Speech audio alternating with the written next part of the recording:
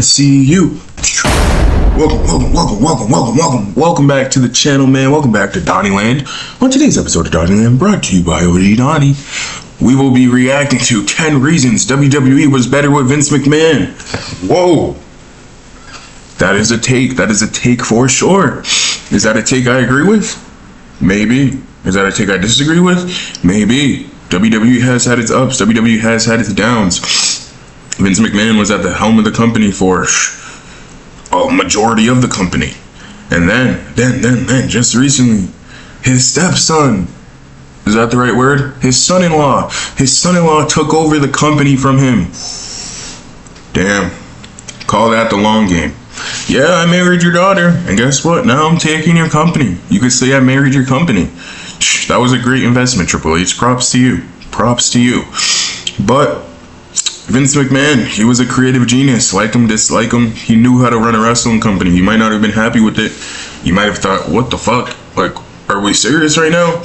But he really understood what it was about. The entertainment factor, of course. I don't think Vince McMahon would ever do the stuff we're seeing now on TV. The mat has 25 sponsors in it. There's ad matches. There's matches put on pay-per-view cards just because of ads and sponsorships. Man, the way his stars were presented. Vince McMahon built these larger-than-life superstars. The Undertaker, Hulk Hogan, John Cena. I don't think we've seen any of that yet in the Triple H era, the TKO era, the money era, the business era, the money business era, not the family business era, because it's not a family business no more. Hey, but let's get into it. On September 12th, 2023, WWE was changed forever when it was sold and merged with the UFC. Hey. September 12th, 2023, WWE was changed forever when it was sold.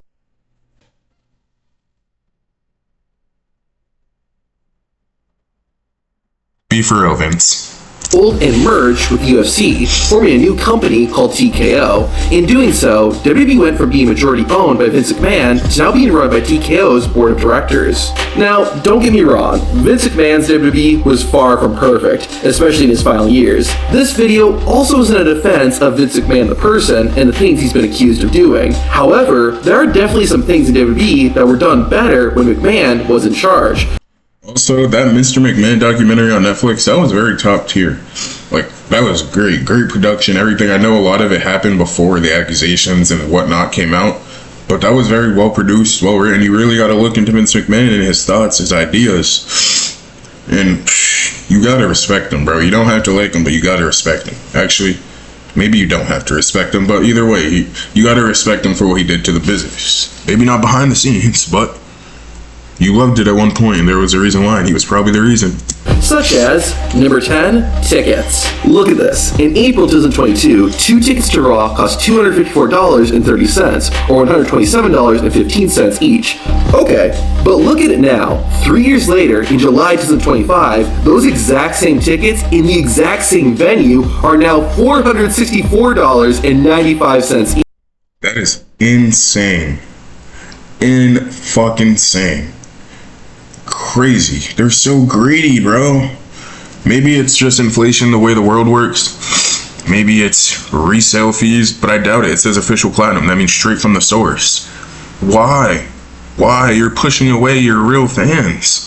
Each, or $929.90 total. You're paying more than double for the exact same thing. And again, this is only a 3-year difference. I'm not trying to be a Vince McMahon apologist or defend the man. I'm just saying that during his era, WWE at least tried to be affordable for all fans. TKO caters exclusively to the wealthiest fans and is legitimately pricing some people out. I wanted to go to a WWE show, but my mom said I should get recorded. Is that a guilt trip? Is that a, hey, Mr. Cross, can I get some tickets? Or is she spitting game? Either way, she's telling the truth in some aspect. I'm sorry to hear that. Well, you can always watch it on TV, right?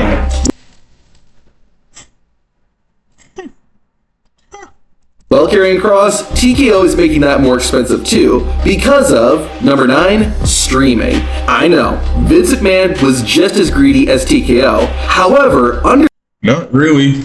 We had the WWE Network for $9.99. $9.99 a month. $9.99, and they did not let you forget that. The WWE Network was great. They should have kept that. They should have had their own streaming service. Now they branched out to Peacock, ESPN. Mind you, you have to pay $30 a month for ESPN. $30 a month to watch a WWE pay-per-view. That's $360 a year on PLEs.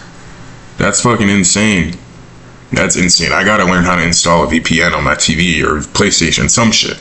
Man, WWE was so much more affordable. In the 1990s, the company took pride in the affordability of its pay-per-views. Of course, you've heard about the incredible price for In Your House. It's only $14.95. Can you imagine? Facts. I remember my grandpa telling me stories about the events he went to, and that shit was like $1. I'm probably exaggerating. I'm definitely exaggerating, bro. But you could have got very good seats for like fucking $5, a nickel or some shit, bro.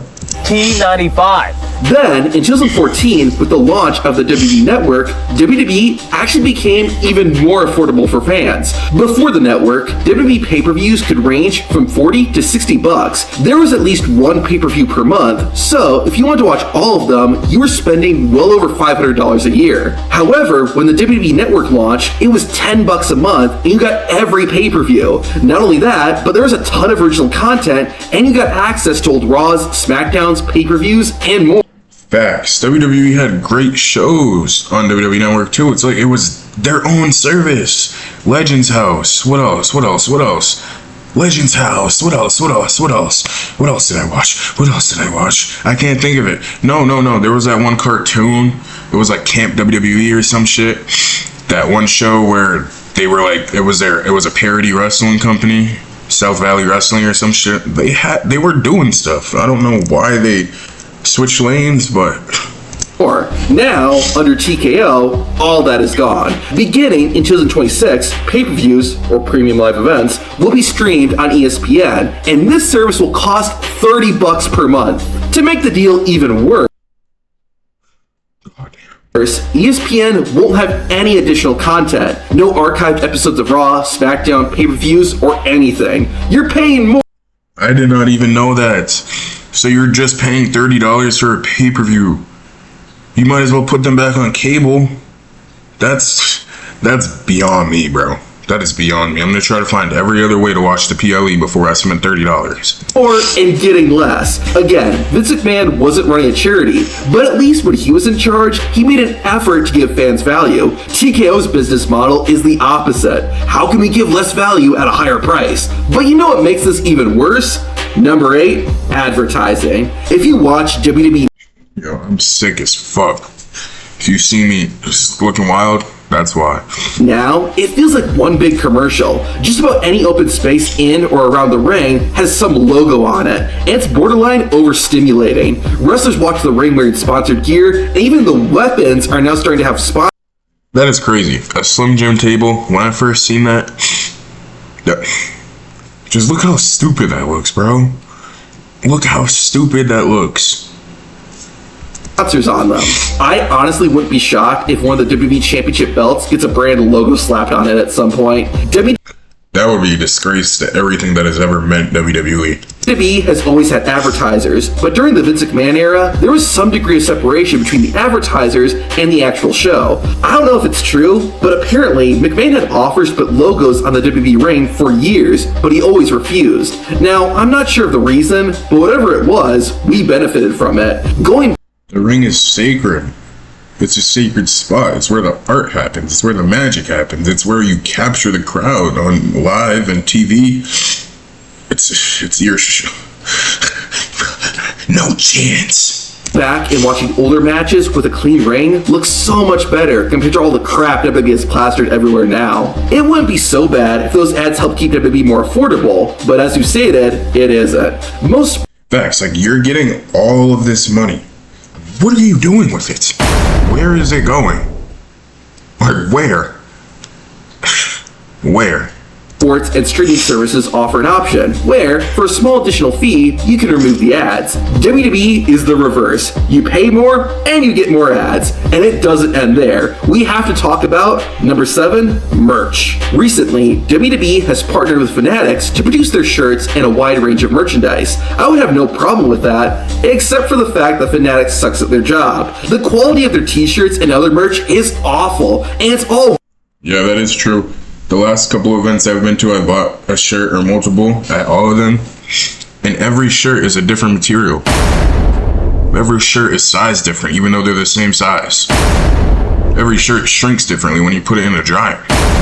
Be for real, come on, I'm paying like 40-50 bucks for a t-shirt. At least make it good. Fanatics has taken over everything. Everything in the sports world pretty much runs through Fanatics in 2025. I gotta get to one of those Michael Rubin parties. way overpriced. Look at this Finn Balor demon puppet, $100. The designs on the shirts aren't really that good either. Sure, when Vince McMahon was in charge, WWE's merch wasn't the gold standard, but it was solid enough. This new merch just follows the same formula of how can you make the most money by giving the crappiest product. Okay, well, at least with all that money, WWE is keeping good care of its wrestlers and employees, right? Wrong. Number 6, stinginess. WWE has been making record profits. However, at the same time, reports have emerged that WWE employees have had their benefits reduced while also being assigned heavier workloads. Additionally, employees are only receiving... Damn, so now they're greedy as fuck, making mad money, not paying their people? They went full corporate. Receiving a 3% pay increase, which barely keeps pace with the rising cost of living. Here's the other kicker. During the Vince McMahon era, WWE apparently had what they called the Superstar Program. Employees could reward each other with points that could be then used for cash bonuses and other things. Big shocker, but... Wow, I did not know that. That's pretty interesting.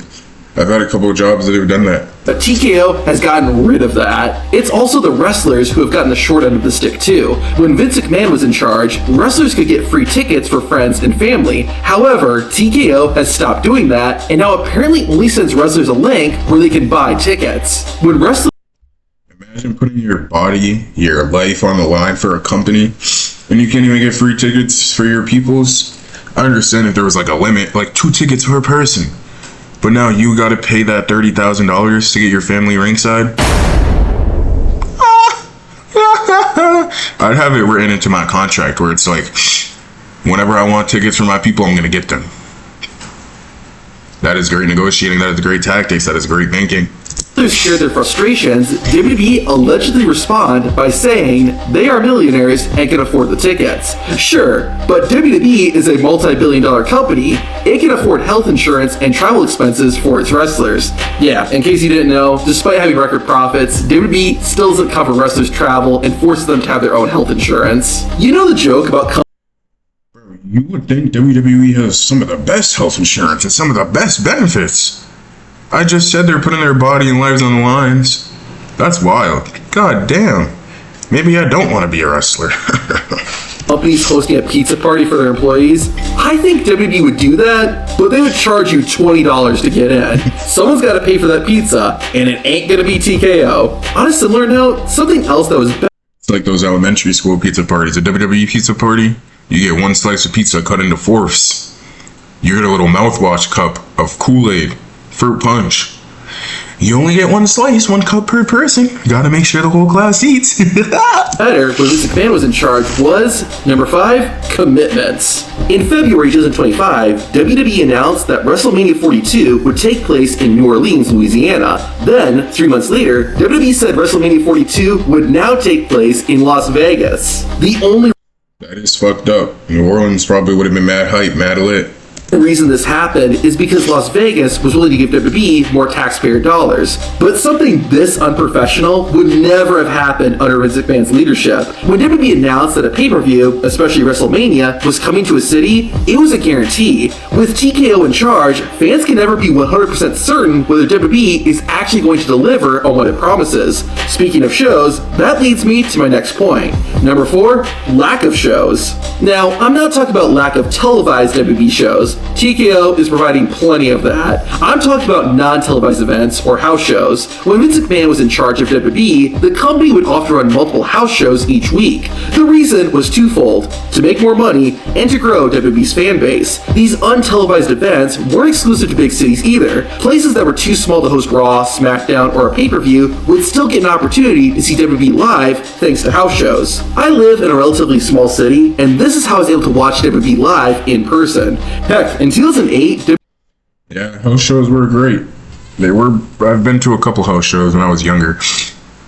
But it probably is beneficial to the actual wrestlers not having to wrestle 10 times in 2 weeks.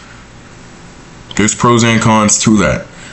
But completely wiping out house shows, that cuts off a part of your fan base. Like he just said, the cities that can't host Raw, SmackDowns, we know most PLEs are overseas now. So like your main fans, your fans that have really been rocking with you from the start, what are you doing for them? WWE ran a show in Cheyenne, Wyoming, a city with less than 60,000 people at the time. Even though the arena there was technically not large enough, it worked with their schedule. So WWE decided to give the Cheyenne fans a show. That would never happen today. Since TKO took control of WWE, the company has been holding fewer house shows, and the Is Nick Khan related to Tony Khan? Genuine question. I've always wondered that, but I've just never actually looked it up. Maybe I don't want to ruin the illusion.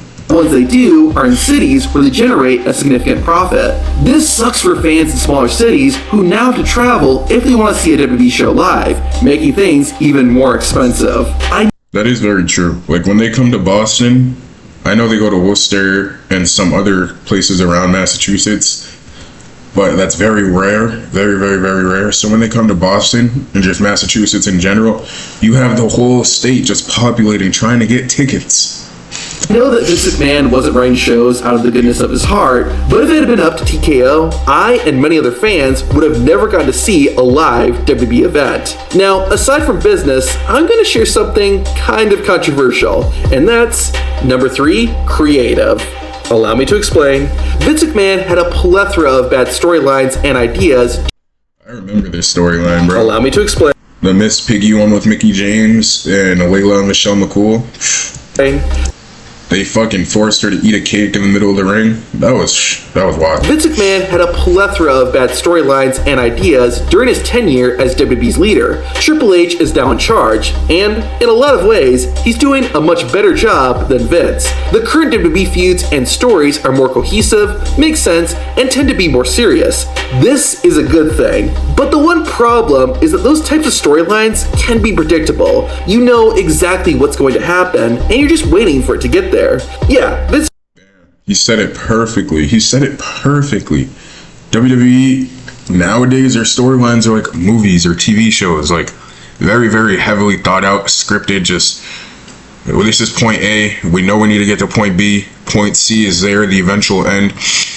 But there can be some sort of middle ground. Like, you've seen it work in Vince McMahon, not as much as it work now, but there can definitely be a middle ground. You don't have to just pop, this, that.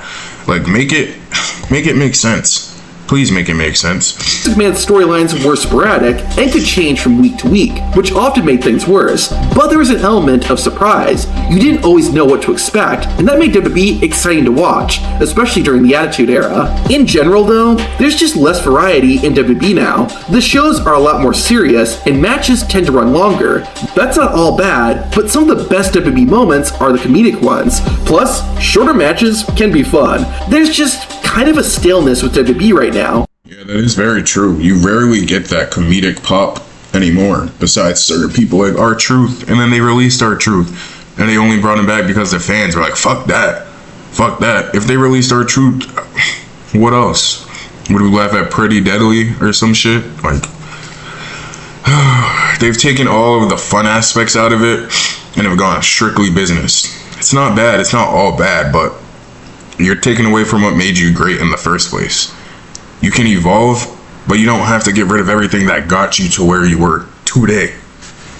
Again, one of the problems with Vince McMahon was that his creativity could be all over the place, but there was an element of unpredictability and variety that's lost today. Now, speaking of creative, there's something else I have to talk about, and that's number 2, theme songs. It's no secret Before we even gets into that, theme songs are ass. Straight up. Vince McMahon era, fire, fire, so fire you thought they were in the studio themselves.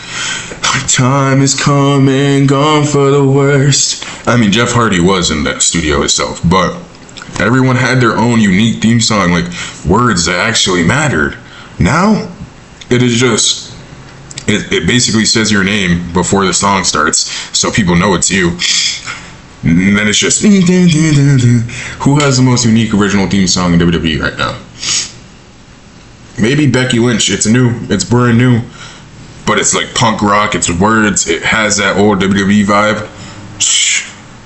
Nowadays, that's the big moral of the story. So nowadays, that a lot of the entrance themes in WWE suck now. They feel so generic and less memorable compared to the songs of the past. This can primarily be attributed to one group, Death Rebel. Now, granted, Death Rebel started producing WWE theme songs in 2019, back when Vince McMahon was still in charge, so they were a Vince McMahon choice that TKO has continued to use. Here's why I include theme songs though. When Vince McMahon was in control, there was at least hope that the theme music would improve. With TKO, there's no chance they'll get better. McMahon was at almost every single WWE show, and someone could have gotten in his ear and told him, hey man, these songs really suck. With TKO, that's not even a possibility. That leads me to my last reason, and you might roll your eyes at me when I say this, but the number one reason WWE is better with Vince McMahon is passion. Until TKO bang, bang, bang, bang, bang, bang, bang. There's no passion anymore. It's just business. It's work. It's work. The wrestlers treat it like it's work, which, I mean, it's not bad. You definitely have to separate the work from the personal. But, like, man, you can just tell. Like, you can tell when you watch it. bought WWE, the company was always controlled by one man, or one McMahon. Why does that matter? It felt like the company had some real passion behind it. Like I've said, Vince McMahon was in the business to make money, but he did seem to have genuine excitement for the wrestling business. He enjoyed making stars and creating moments that made the crowd react. Again, Vince was crazy and not a great human being. I'm not arguing that. But listen to how he talks compared to how Nick Khan, WWE's current president, talks. You go out and you manipulate the audience, and they boo the hell out of you, but you really want to get that hate and feel it. We're not afraid of it. It's like, go embrace it. WWE is a treasure trove of intellectual property, a treasure trove that has not yet been exploited in the way that we want to exploit it. Nowadays, Exploit. Red flag, bro. Holy business.